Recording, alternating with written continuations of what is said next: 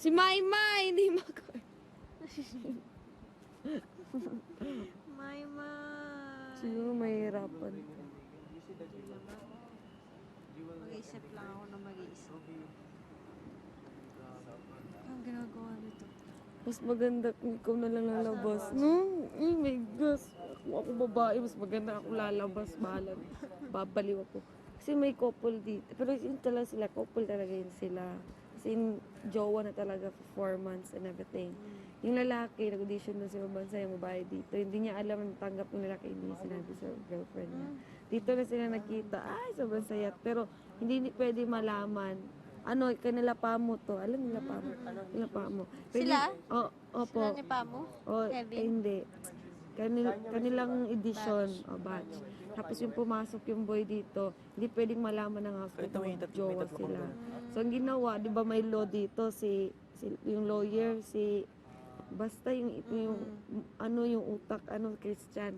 Tapos, sabi ni kuya, alamin mo kung sino yung may sekreto dito. Ganito. Hala. Nalaman? Inaano niya yung mga perfume ng boys. Naalam niya. Pagkatapos nun, tinanong niya sa mga girls kung ano yung mga paborito nilang perfume. Oh, doon niya nalaman. Ang galing nga! Sobrang galing at nalaman na, nabuking na sila. Sino ba dito? Sino yun? Naging nominee sila.